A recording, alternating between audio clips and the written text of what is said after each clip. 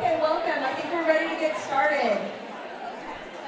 We have a great event scheduled today. Thank you all so much for coming and attending. We love the Spring Networking event. This is an annual event we do every year. Last year we started a style of doing kind of TEDx presentations around specific topics that are really impactful and motivational to us. So this is our second year. We're really excited to do that. Before we jump in, let me give you a few announcements, introductions. My name is Cydni Tetro. I'm one of the co-founders, and I run the Women Tech Council along with our great executive board and hopefully lots of other people you've met. We love having the opportunity to work with you guys and be part of this great community of women. We have about 4,000 people in our community across the Wasatch Front. As an organization, we do an event almost every month and lots of other events. This is one of our annual events. One of our next really big annual events coming up is the Women Tech Awards. This will be the 8th year. It's a platform we created to recognize the great things women are doing in the technology industry, the economic impact and innovation impact that they're having. Our nominations open today. So we need your help submitting all of the really great women that you know. We have an opportunity with the platform to recognize a whole series of women. So we'll recognize somewhere between 15 and 17 women as finalists, and then at the actual award ceremony in September, we'll present award recipients. It's a really great program. Last year we had about 850 people in attendance. We've recognized 120 women over the course of the 8 years. It's a really, really motivational platform that we have, and we love the opportunity to do that. But we need your help in finding all of those great women, so please nominate them. Nominations are now open. They'll run for about 6 weeks, and we'll close registered nominations at June. We'll go through a whole series of interviewing processes, and then you'll see who wins at the actual event, so you should also come to that event. One thing I also wanted to highlight is we've done a lot of really great mentoring initiatives. A number of you were involved in the most recent one.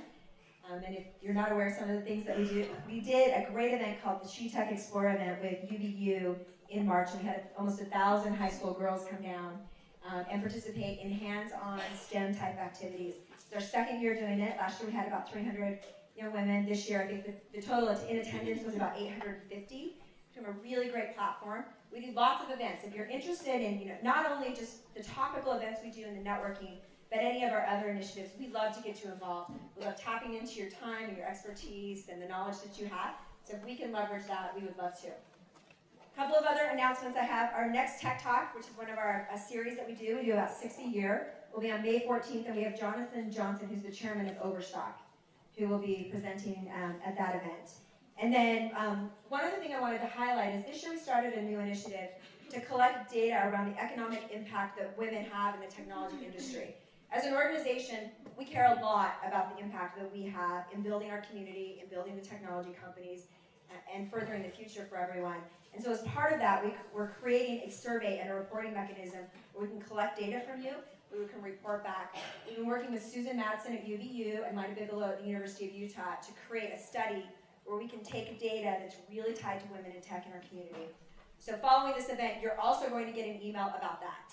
And we need you to respond. We need you to forward it to all the other women in your networks so that we can collect the data that will then go into some reports that we launch over the course of the summer. So we need your help with both of those, nominations and taking the survey. They're two really great initiatives, and our community is the thing that helps us get all of those figured out. So please help us in doing that. So now on to our event. We have a great event planned today. Before we jump into that, we chose this great venue. This is our first time being here, but we thought it was just such a beautiful location to host an event, kind of inspiring. So we're here today, and I wanted Ashley to come up and say a few words about the event, and please join me in thanking them for hosting the event today.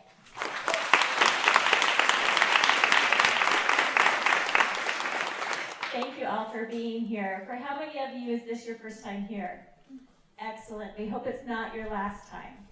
We are a 6-acre botanical garden and growing, and we teach people how to landscape for Utah's climate. And why do we do this? Because our population is projected to double in the next few decades. 85% of that will be our own children and grandchildren. And right now, 65% of water is used outdoors on landscapes. Most of those landscapes are just not meant for Utah's climate. So we hold over 53 classes and events each year. The garden is free and open to the public. And we invite you after the event to go and walk around and look at all of our beautiful plants. They are all water-wise, And our purpose is to teach you that you can have a beautiful, lush, green landscape and use a minimal amount of water. So thank you for coming.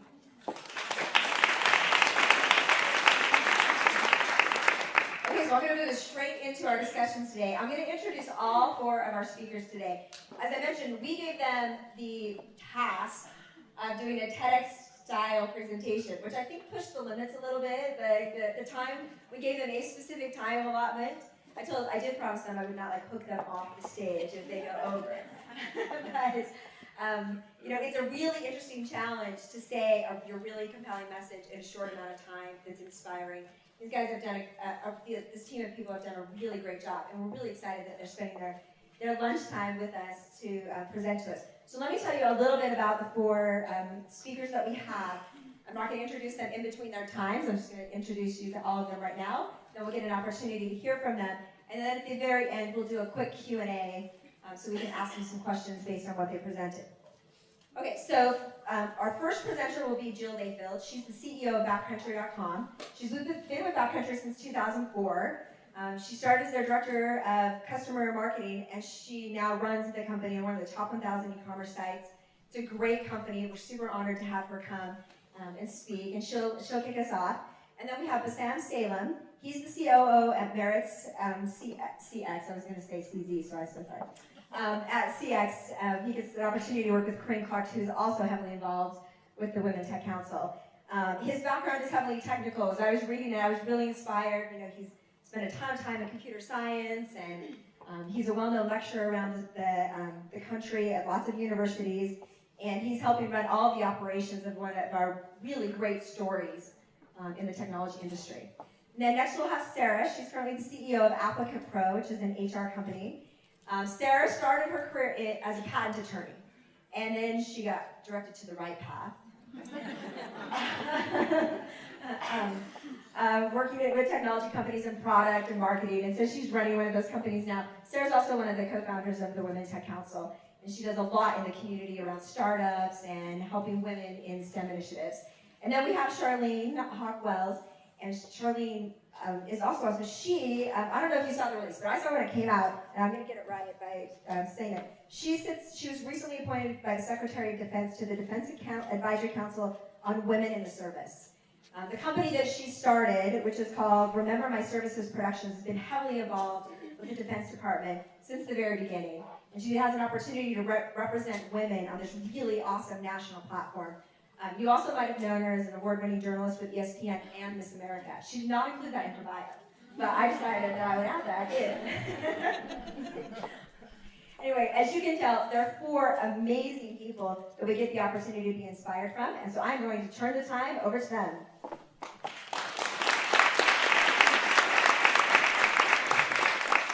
So when I began preparing for my speech today, I had this really interesting process by which I started figuring out what I was going to talk about. In my life, music kind of plays a big role. I'm always listening to music, and frankly, everything that I'm doing in my life, I feel like I could put a song to it. So when I started thinking about describing the power of the pivot and how to use the pivot in your careers and in your companies, I started to hear Salt and Pepper play. I mean, it just and I remember I was sitting with my husband and I was like, I've got a great idea for my talk that I'm going to give on the power of the pivot. I'm going to jump on stage, I'm going to wear some spandex, I'm going to put some gold hoops on and some fuchsia lipstick, and I'm going to sing, "You gotta pivot." Yeah, pivot real good. I was like, come on, ladies, stand up and pivot. Yeah, I was just like, it's going to be my rock star moment. It's going to be amazing. And in his British accent, my husband was like, "Jill, that's a completely ridiculous idea." And so I took a step back and decided to pivot away from my original idea of trying to impersonate Salt and Pepper, although I think I just did it. So I've taken a slightly more conventional approach, starting with a quick look at the long list of companies that have used the pivot effectively to build remarkable businesses. Avon was founded in 1886 by a gentleman who believed that you could go door to door selling something offline in homes. And offline, I don't think there was online then. But anyways, back then, in 1886, he had this great idea. I'm going to sell books door to door. And what he found is that as doors were open, he was meeting women at home. And in order to get them interested in the books he was selling, he offered a free fragrance sample. Interestingly enough, the women were more interested in the fragrance sample than they were in the books he was selling. And so what did he do? He pivoted from his original kind of plan to develop a business selling door to door, not books, but instead fragrance and makeup. He built a sales force around women that were previously in homes to go door to door, and he created a $10 billion business. Fast forward 100 years, and the power of the pivot remains. Let's take a look at Instagram as an example. Instagram was originally an app that was based around check-ins, and it had a tiny little photo sharing feature. What the founders found over time is that while apps were incredibly important and pervasive, actually all the features that were built into the original app, most of them were not interesting to the consumer. What was really interesting was the photo sharing piece. So they stripped away all the other features in Instagram, relaunched the app, and in 2010 sold the business to Facebook for $1 billion. But it isn't just companies that have used the power of the pivot. People use the power of the pivot. I mean, Jesus carpentered a Messiah. Tony Blair started off as a rock promoter and then eventually became prime minister. Arnold Schwarzenegger. I mean, a long series of remarkable pivots in his career. From bodybuilder to actor to the governor. And it was always, all of his pivots were in pursuit of his vision. And that was, according to Arnie, the meaning of life is not simply to exist, to survive, but to move ahead, to go up, to achieve, to conquer. And so all of his pivots were in pursuit of developing that kind of remarkable career and frankly conquering all of the accomplishments that he wanted to achieve in his career.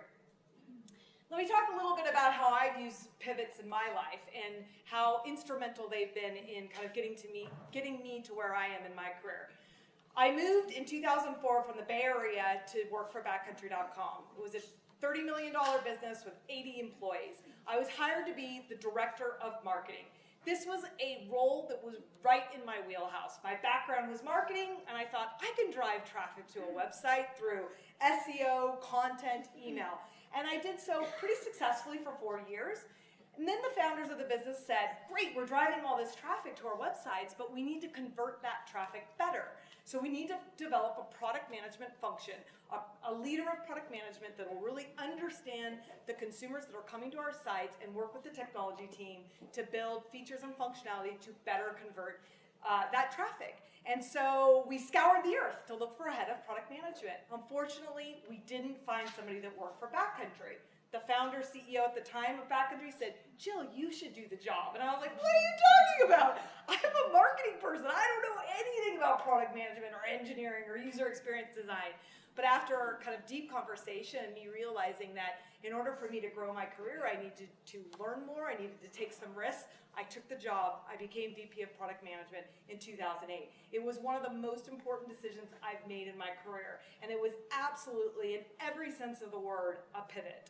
From there, I was then, a year later, roughly 2 years later, asked to be the Chief Operating Officer of backcountry.com. The role, connect all the disparate parts of the business and ensure that we were working together to drive the business forward. It was, again, another pivotal point in my career, a point where I had to kind of move into an uncomfortable place and take on a whole new set of responsibility. But it ultimately led me to the role of CEO. I became CEO in 2011. In 6 years, I went from the director of marketing of a company that was doing $30 million in revenue to the CEO of a company doing $300 million in revenue. Now, interestingly enough, you'll notice I don't have a little piece of clip art to describe what a CEO does. And that's because as I went to Google and looked for a piece of clip art, this is actually what came up in the Google image results. I was like, whoa, there's a bunch of like older white men. That's what CEO is. And I thought to myself, this is really interesting. All my other jobs, there was a very clear kind of representation of what the role was. And as it relates to CEO, it's more about what the person looks like. I went through 71 images, I counted them, until I got to this image. Now it's a guy, not only is it a guy, but it's a guy also taking care of the kids. Interesting, 112 images later, it's CEO Barbie. Well, this has got to be me, right? And then I finally, at number 127, found a woman named Debbie Cavalier, who's CEO of an online learning business. Quite disappointing.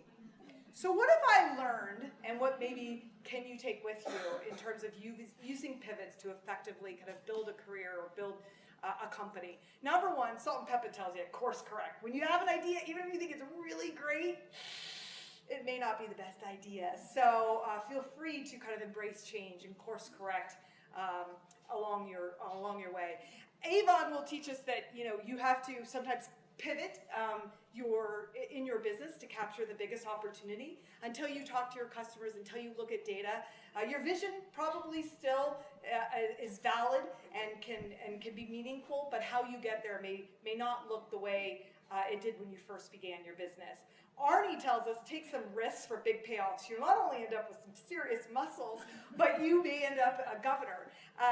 And for me, what is backcountry and what is kind of my path to CEO taught me, you've got to embrace opportunities when they're in front of you. You have to take risks. You have to be comfortable taking risks. You have to be comfortable changing the course of your life, because it may just be the most effective tool for shattering the glass ceiling. Thank you very much.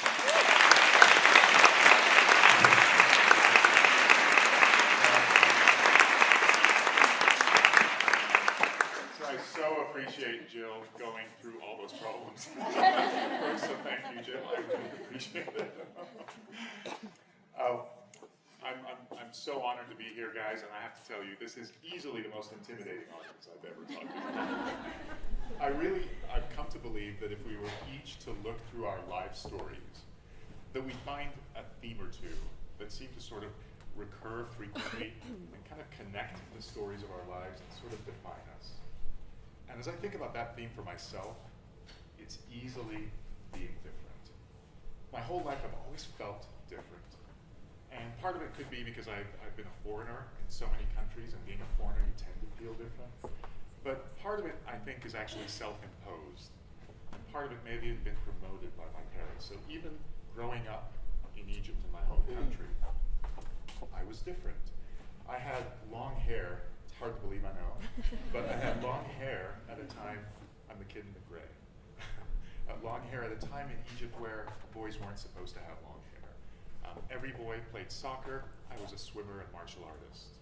And apparently I didn't seem to adhere to the uniform for the school very either. So I always felt different. But what's interesting is when I go to my parents with a note from the principal saying, please have your son groom himself, in keeping with the school's principles, my parents would ask me how I want my hair, and I'd say, I like it this way. And they'd say, what the hell with the school's rules then? Do what you think is right. So eventually, you get to the point where you start thinking, I wonder why they always tell me this. And I distinctly remember the day when I did that. I was about 12 or 13, and I asked my parents exactly that, and their answer has stayed with me to this day. Their answer was, son, we wanted to teach you to think for yourself in a world that will constantly try to think for you. And second, we want you to feel sufficiently comfortable in your skin that when you reach the conclusions that will invariably disagree with what society tells you, that you'll have to be strong enough to withstand the pressure. So that's always gotten me thinking about society and the pressure society puts on me and others, and how I can withstand that pressure. If you think about society, it's this really strange thing, isn't it? Because we think we make so many decisions about the most fundamental traits we have, when in reality, we inherit it from our society. We're born into a country, it gives us our language, it gives us our sense of patriotism, it gives us our cultural norms, right? We're born into a family, it gives us the way we look, it gives us our traditions year over year, it even gives us our religion, the sensitive topic of religion, yes. In most cases, as you all have to admit, if you think about it, we inherit our religion from our families. So you think about how conformant that is. The fact that we all feel like individuals, we all feel like we're making decisions, but we aren't really. Because even when we we go find a partner, we tend to find a partner within the same nationality, with the same religion, the same beliefs, right? The same cultural norms. So as we can have children, that we can teach those traditions and push all of that down the line and keep the cycle going. We all feel like individuals, but if you're to zoom out from any crowd, no matter where, no matter the country, you realize there's uniformity. You realize that society makes us average and that we're constantly battling at being not average. Society is about conformance to tradition. It's about compliance with rules. It's about contribution through taxation. Society pulls us together and makes us average. It's not all bad, though, because society gives us something fundamentally important. Society gives us the ability to cooperate. And without cooperation, we couldn't have gone from this to this, right? It's unbelievable what we've been able to achieve, the civilizations we've been able to build through cooperation within society. It also gives us something else that's really important, predictability. We all want to know that when we go into the street, we know what to expect, we know what the rules are, because everyone's conforming, everyone's complying. So it gives us predictability, it gives us comfort, we all want that. So the question then is, well, what's the problem then? The problem is society has a long tradition of being on the wrong side of history. Everything from slavery to one society colonizing or monopolizing another, to something very relevant to this audience, women's rights, equality for women. All of these things, we can all look through history and find many, many, many, many shameful things that today are shameful, but 100 years ago or 200 years ago were the norm. We're accepted by society. We're accepted by majority. Today, I contend we have lots of things we do that are normal in society, accepted by society, that will be seen as shameful in 50 or 100 years. So the question to myself is, why shouldn't I do something about it now? Why wait until we all find out that we're wrong? Why not try to be right now? It's hard to do, but I've created sort of 3 principles for myself and 3 rules that I use to live by when dealing with societal issues. The first principle is so beautifully captured by this African proverb. If you want to go fast, go alone. But if you want to go far, go together. So my rule to myself is, I want to work within society. Oops, it just died. I want to work within society, but it's okay. I want to work within society because I'm going to go a lot farther within society, and so will everyone else in society, than if I work outside it. And to do that, I have to accept some of society. So I have to accept traditions. Even though they might not be traditions I agree with, I have to accept some of these traditions. So my rule to myself is accept traditions that either, 1, I see as good for society anyway, or 2, that I see as harmless. Right? So what? It's a harmless tradition, no big deal. Second principle is exactly the opposite, though. The principle is progress is achieved despite society, not because of it. And it's further achieved on the backs of the few to the chagrin of the many. It's not, society doesn't want change. Society wants the status quo. Society wants to keep things as is. So it takes us not being part of society, but actually being one of the few. Not one of the many, but one of the few. So my rule to myself is, try to be different. Try to act differently, dress differently, behave differently, right? My rule is, try to be within the norms of rule number 1, but push the edges of them. And finally, I love this chart. This principle is, society responds in 2 ways to the outlier dot that you see there. Way number 1 is for society to say, that's just an anomaly. Let's ignore it. Or more likely, society will say to the dot, hey, what are you doing out there? Are you a weirdo? Why are you so different? Are you a conspiracy theorist? Are you a cynic? Come back to the fold. Come back, be with us. But let me tell you, progress is not coming from the herd. Progress comes from an outlier. It may not be this outlier, but it is an outlier. So my rule to myself is, I need to support the outliers. I need to let them be. I'm not going to be one who says, oh, you're a cynic, you're a conspiracy theorist. I need to be open to those ideas, maybe even help them. And this is where I finally understood exactly what my parents were doing, and I hope to do the same thing with my children, which is I'm going to teach them to be different, to feel comfortable, to question everything I've taught them, because I want them to be one of the few. I hope you'll all join me in following Mark Twain's beautiful guidance. Whenever you find yourself part of the majority, I hope you'll all pause and reflect. Thanks very much.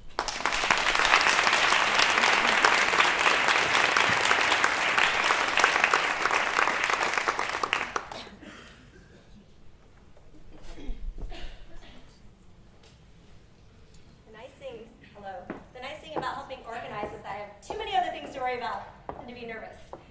I am thrilled to be here with you today. My name is Sara Jones. I'm the CEO of ApplicantPro, and I want to be talking to you about reinventing you. And today I'm going to talk to you about some of the defining moments of my career journey. So you heard right that in a former life I was a patent attorney. And so, having seen innovation, I particularly like this quote by Jeff Bezos, the CEO of Amazon.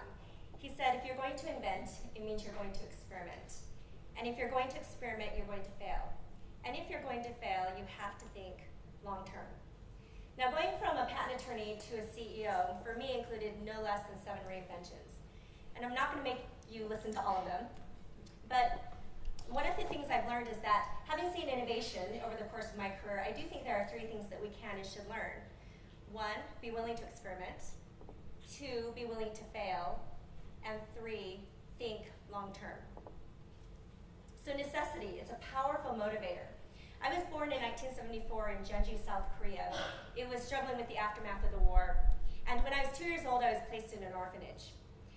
So this is a picture of me in the orphanage. And from what I can tell, or from what I understand of the history, the Korean government had given farmers subsidies to plant a strain of rice that had thrived in the laboratories, but it died in the fields, causing an intense famine. So I can only assume that my birth family was placed in this horrible position of not being able to feed their child. So I'm the smallest child in the orphanage. And my mother tells me when I was adopted at 2 1/2, when I would eat, I'd put my arm around my food and then I would hunch over it, and I'd eat my food as fast as I could, so nobody else could take it from me. So clearly at this very young age, I had learned that I had to fight for what I wanted. In another picture from the orphanage, I'm this little kid, my stomach's swollen from malnutrition, I had worms and chicken pox, and I had gold teeth and a tattoo on my arm, and my hair was so brittle from malnutrition that it was breaking off. Now, despite my small size, apparently I could tie my shoes. I can only guess that that's so I could run away from those kids trying to steal my food. But when I would look at these pictures when I was a kid, I would say, Sara sad. So it's no wonder that I grew up with this intense need to control my destiny. I grew up in a lower middle class family, and I've had a job since I was 12 years old. And when I was looking at a career, I heard that engineers and attorneys made good money, and I didn't actually know any engineers or attorneys. But I went to engineering in law school and became a patent attorney, and it seemed like a great career choice. So it was 2001, I was starting my law career, and there were very few women patent attorneys. It was the first time that I had experienced gender bias. And it looked like this. I was working with a senior shareholder and told him I wanted to start a family. And he told me that he didn't want to train me anymore. He wasn't willing to work with me. He didn't want to waste his time. And I remember it was 1 of 2 times that I cried in my career. Okay, so there's nothing like telling an ambitious woman no to light a fire under her. So from then on, I had a mission. I was going to prove that I could make partner at that law firm. And I worked my tail off. I made partner as the first woman with children, and I did it in the same amount of time as other people in my class. And after I hit my goal, the fire in me started to slowly die. I started losing my sense of purpose and started to almost lose my sense of feeling. I almost didn't feel happy or sad. I just kind of stopped feeling. And a friend of me suggested I go work with him at his ed tech company. He was doing some really great things with video technology and education, which sounded amazing. Except that I had just invested 10 years of my life in my law career. And this is where I had to learn to innovate. I had to be willing to experiment. Now, letting go of my law career, it was really difficult. I went from a partner title to a team lead title. I went from a spacious office to a shared cubicle, cut my salary in half. I up on 10 years of legal knowledge that I had worked really hard for. And more emotionally wrenching was this feeling that I was giving up on the other women at the law firm. You see, part of my mission, I felt, was to make the law firm more friendly for women. And at one time, and this is at the same time, we actually had 9 women at the law firm, which is like a miracle in Salt Lake City. And I was one of 3 partners, and so me leaving as a women partner, it felt like defeat. A few days before I started my new job, I actually went into a full-blown panic attack. It was so bad that I had to call the paramedics. So clearly, this change was a huge deal for me. But I walked into my fear, and it was life-changing. And I learned that experimenting, it can feel terrifying, but it can also feel exhilarating. So I wish I could say everything was perfect after that. I did some really great things. I learned product development, I learned business development. I really felt like I was able to have a meaningful impact on education. And after a few years, I had to face this reality that I might not break through the glass ceiling. Because that failure to me looks like this. I wanted to participate strategically, but no matter how hard I worked or how smart I was, well, I could view myself as an executive, others could not. So it was about the time that Sheryl Sandberg was vocalizing the need for more women in leadership. When we think about what would we do if we weren't afraid, the options become endless. And because I was financially stable, I decided to swallow that bitter pill, and I redefined some criteria on which I would choose my next career options. 1, I wanted to work on interesting projects. 2, I wanted to work with people I enjoyed working with. And 3, I wanted to be treated as an equal. So having this new criteria was quite liberating because before I had chosen my careers based on financial security and status. So I went and I started a startup. And I joked with my husband that I must be doing something wrong if I keep dropping my salary every few years, right? I mean, most normal people do not do that. But it was great. It got me into professional learning and I love that.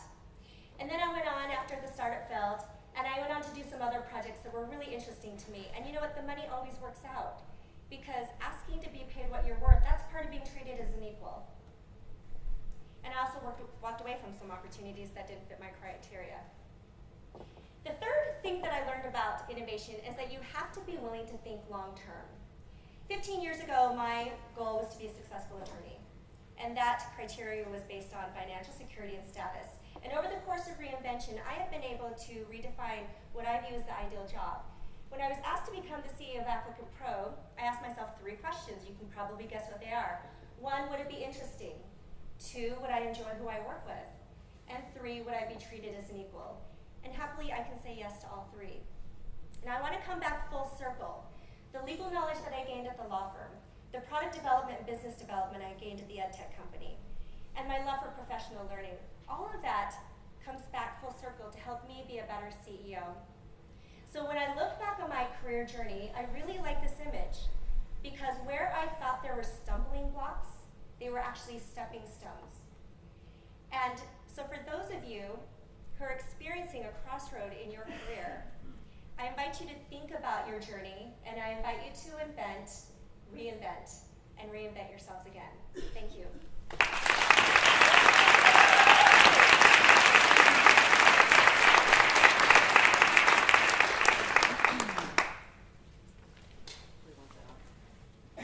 Hi everybody, great to be here with all of you. During my 16 years working with ESPN, trying to get difficult athletes and coaches to talk to me, and then the last 10 years working with the Department of Defense, convincing them to work with my tiny little company way outside of the DC Beltway, I've been called a battering ram, pit bull, and indefatigable. Now the last one I had to look up because it's not exactly a conversational word, right?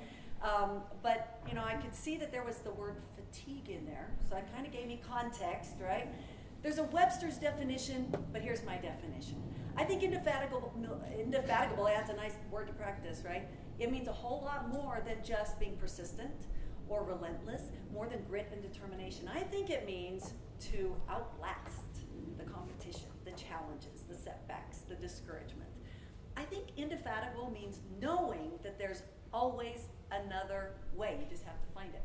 One of the most valuable lessons that I ever had was as a green 23-year-old reporter, and I went to a veteran reporter, producer, complaining that my planned feature story was ruined because the circumstances had changed.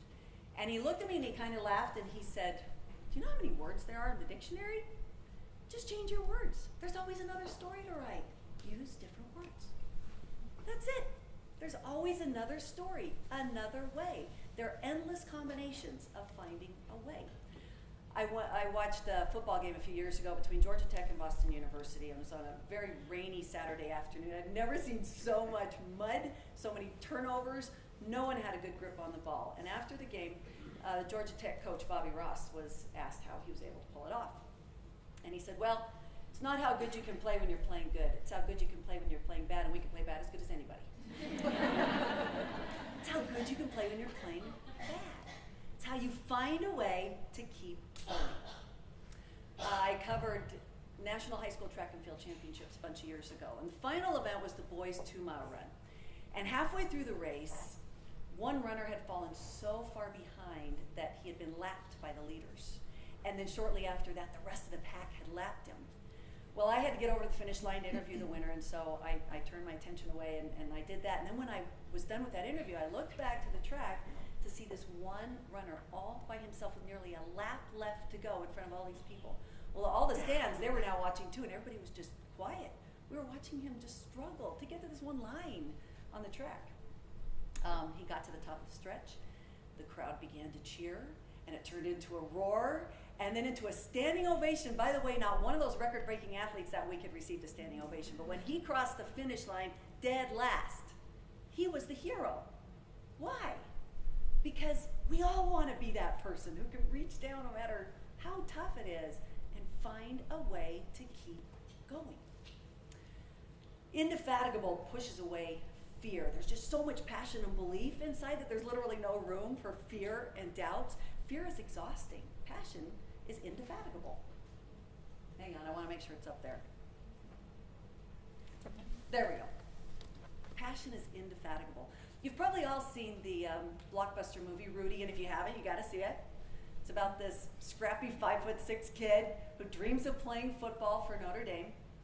He's 5'6", so despite his size, despite dyslexia, despite the fact that no one in his family had ever gone to college, he decided he wanted to go play for Notre Dame. He got into school. He made the practice team as a walk-on, didn't get to play a single game until his senior year, final game, 27 seconds left to go in the game. The coach puts him in for the first time. What does he do? He goes in and sacks the quarterback. He gets carried off the field on the shoulders of his teammates, the only time that's happened in Notre Dame history. Now, Rudy is one of my favorite people. He's on my advisory board because he's a Vietnam veteran. He was in the Navy for a couple of years. People don't know that. But he did something. The reason why we talk about that story is he did something after that I think is even harder. So he was speaking at a Rotary Club in the 70s, and a guy came up to him and said, "Your story needs to be a movie." Well, that kind of gave Rudy a vision. He had never made a movie, didn't know first thing about it, but he left Indiana, went to Hollywood with a few bucks in his pocket, started asking questions. He asked a hotel bellman if he knew any writers and producers in Hollywood. The bellman said, well, let's see, there was this writer who did the script for Hoosiers. He kind of lives in this one area. Rudy went out to that one area, started asking questions, tracked down the postman. Asked the postman if he knew where this writer lived. Turns out he did. The postman showed him where he lived. This was back in the 70s. And Rudy knocked on his door, convinced the writer to hear his story, and over the next 6 years, this writer and Rudy went back and forth working the system in Hollywood, the ups and downs, and they produced one of the most inspirational movies of all time. Millions have been inspired by this movie. My own son says it's his favorite movie ever. I mean, it's gone global. Rudy's passion was indefatigable. West Point was strictly for men until 1976, when they finally opened the doors for women. One male cadet said, "Any woman who even thinks of going to West Point is not mentally straight." Can you imagine what that was like for this first class of 61 women going to West Point? That if they succeeded, if they failed, it would prove someone's point, right? In the top right, the happy blonde way in the back, she's one of my dearest friends, Ann Fields McDonald. She was so excited to find out at 18 she could follow in her dad's footsteps as an Army officer. So she applied, she got in, and before she even got there, she started hearing things like, "Women will attend the academy over my dead body." And cadets and professors were threatening to resign. She said, I hadn't even gotten there yet, and I felt like I didn't belong. That whole first year, she said, was just about survival instinct. I was just there to outlast the last stupid thing that was said and done. And then defiance kicked in. And she realized she was kind of feeling responsible for all those who would come later. So that defiance, together with that responsibility, made her indefatigable for the next 4 years and through another 36-year career in the Army. Black Hawk pilot, and she was the second West Point female graduate to earn the rank of General Officer. Brigadier General Ann McDonald. How cool is that? Doesn't get much cooler than that. And she married, she and her husband John are the first married general officers in the entire Department of Defense. Boy, when I walked through the Pentagon with them, they're rock stars. Everybody knows them, especially Ann McDonald. She's very cool. Chris and Jane Horton. This bracelet is in honor of Chris, an Army sniper who was killed in Afghanistan September 2011. His widow, Jane, is she's like my little sister, actually. She learned through her own personal heartbreak after that knock on the door that there was not one single person in the entire Department of Defense whose only task was to make sure that the right policies were in place for the families of the fallen. No survivors advocate at the Pentagon. She decided to make that her mission. She left Oklahoma 3 years ago, moved to Washington, D.C., all on her own, and for the last 3 years she has been making the rounds in the media, making the rounds on Capitol Hill, gaining signatures. I was with her last week in the senator's office. As we started to leave, she turned to the aide and she said, even if the senator doesn't sign this, which I know he will, by the way, even if he doesn't sign it, I'm not going away. I'll keep coming back. She will keep coming back. She will outlast. She will find a way. That's indefatigable. Thank you.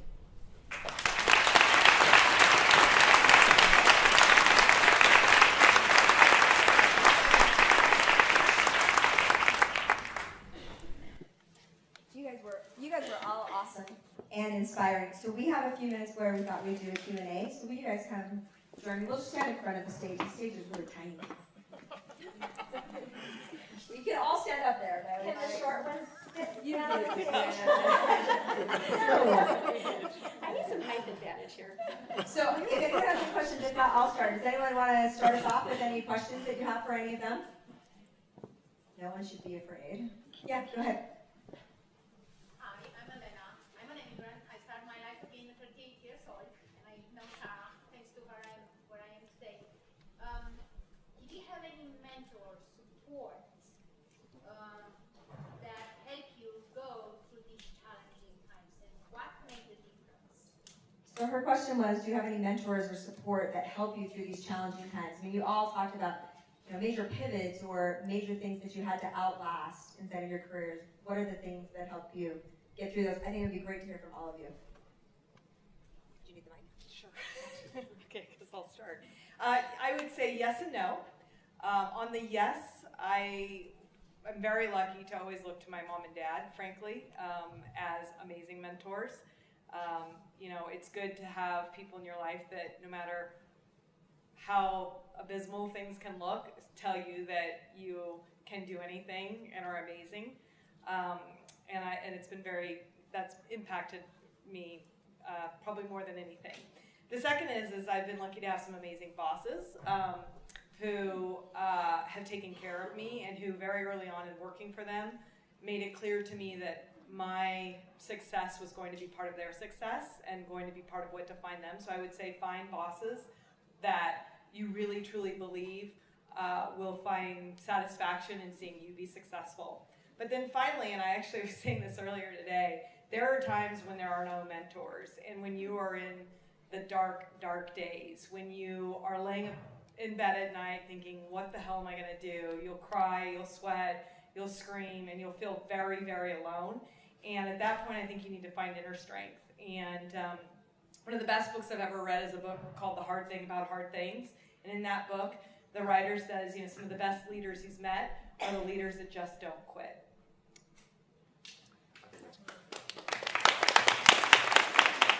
I won't add too much to that. I'll just add the opposite side of that. That is, I think it's really, really hard to have to be the person who goes out and asks to be mentored. But I think there's so many of us who have the ability to mentor. So many of us who have learned the lessons and can now give back by helping. And I really think it's our job to go out and seek people that we see early versions of ourselves and go help them. We need to be the ones to be proactive and go help folks who need help. I think this is all still on.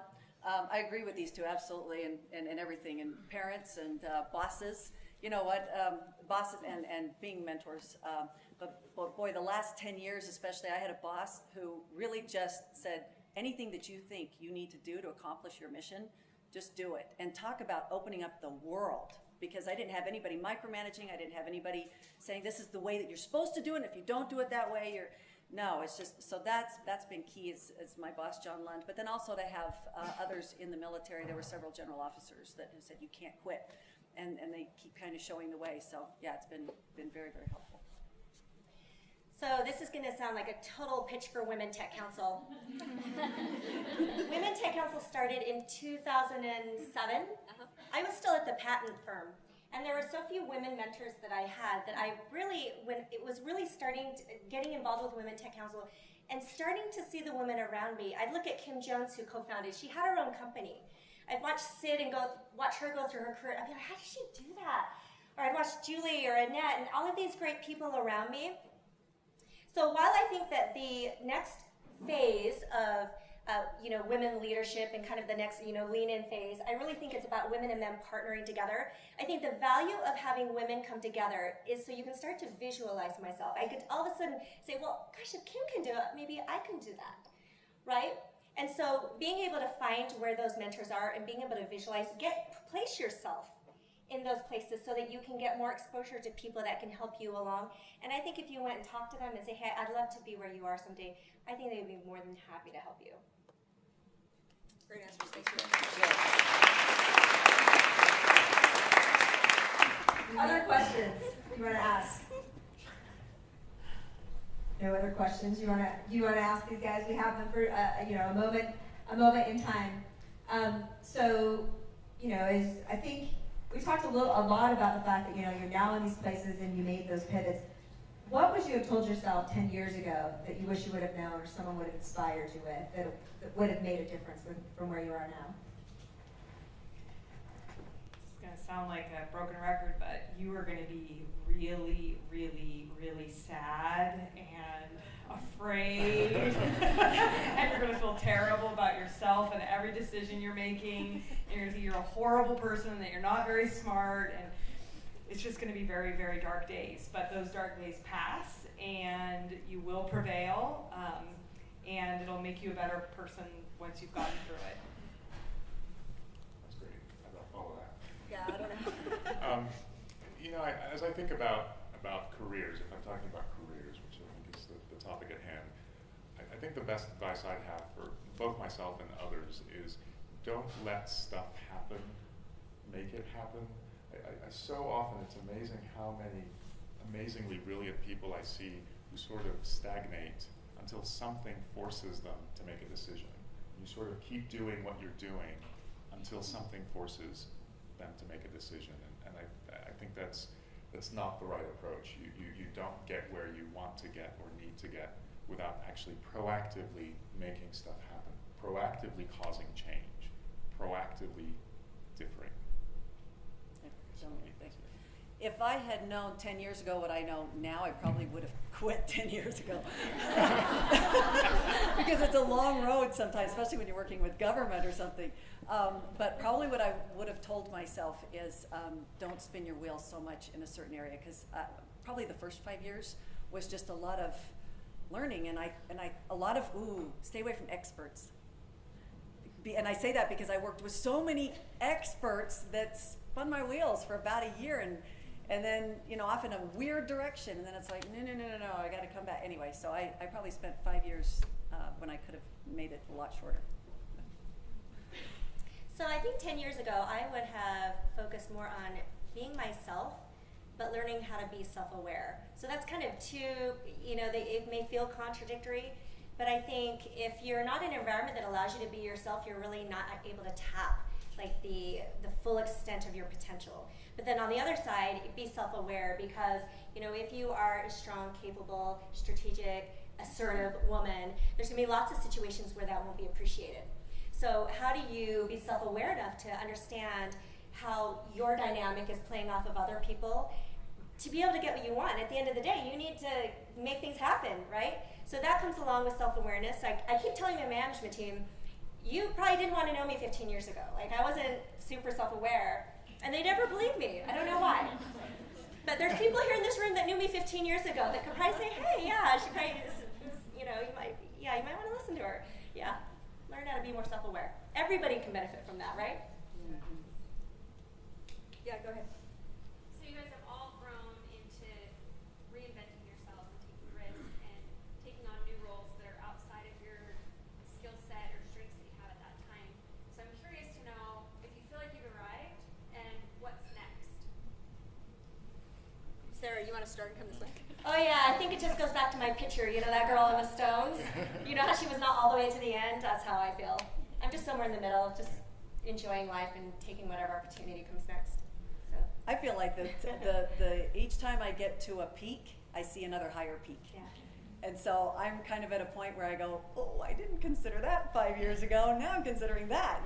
So every time I get someplace, I do have, even though I know things change all the time and I'm all about grabbing the opportunity in front, I still have now started, even more so laying out another, 5, 10 years, 15 years. I mean, my husband says, when are you going to retire? And I go, is that a word in my dictionary? I don't think so. So. I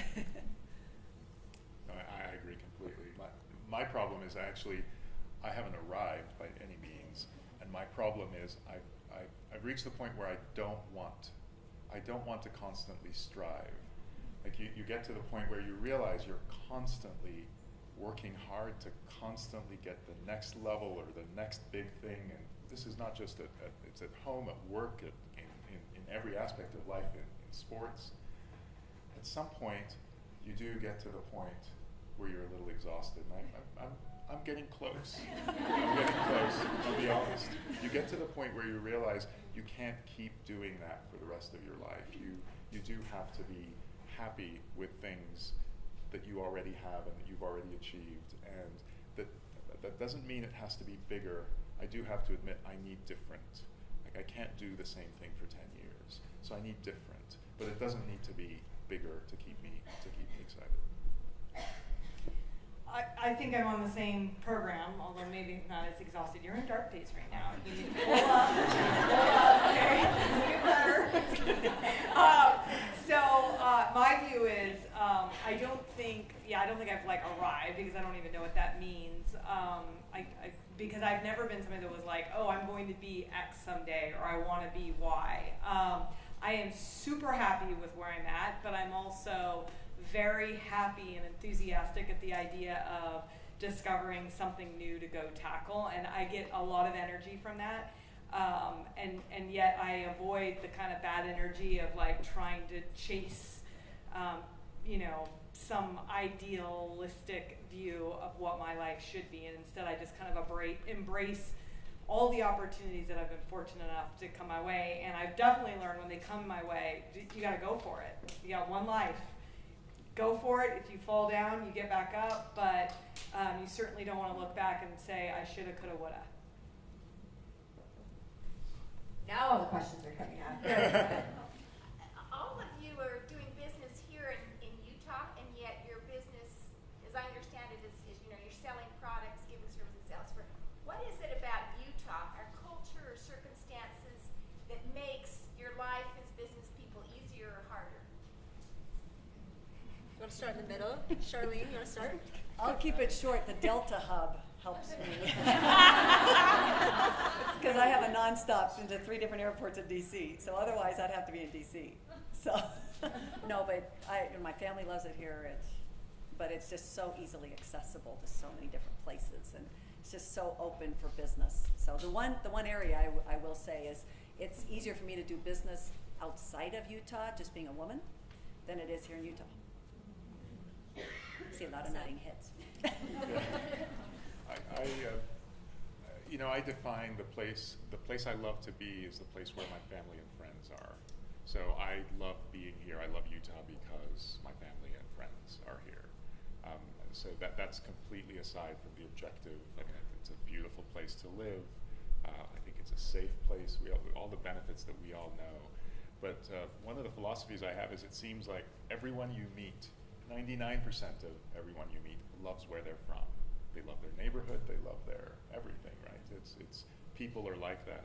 So that's one area I'm not that different. I like where I am because of everyone around me. Sara? Well, you know, I'm in Eagle Mountain, Utah, so if we could just, you know, move the office a little bit more towards the main tech corridor, but I have no control over that right now because the founder loves Eagle Mountain. And I have come to love the people there too. We have great talent everywhere in Utah, even Eagle Mountain. So it's just, you know, don't underestimate where you're at.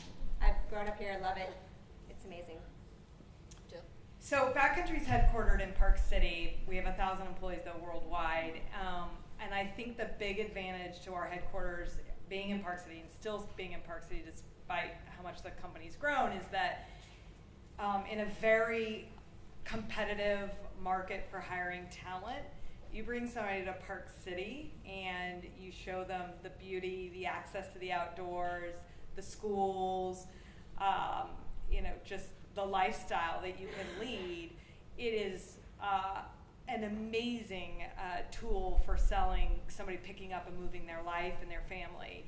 I can say that, you know, without doubt, anyone that I've convinced to come work at Backcountry from the Bay Area, from New York, from Chicago, that's picked up and moved their children and their families to work for us, has zero regrets and actually inevitably comes back and says, thank you so much for bringing me to what I had no idea existed in this world, and that was this kind of, you know, state of nirvana that exists here in Utah. And that's not just in Park City, but I think in this whole area. It is a gem that is, you know, really not exposed to the rest of the world.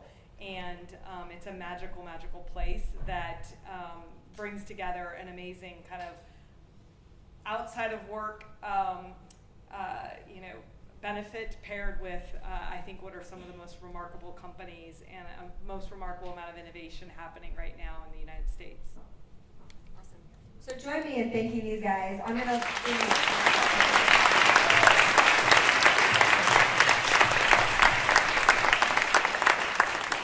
They were inspiring to me. I know they were inspiring to everyone. It was really great to hear your words. Thank you for spending the time to give us these 8 minutes of inspiring wisdom, because I think they make us walk away as better people, and we really appreciate that. And thank you everyone for coming. Hope to see you at our next event, and we'll have a great day.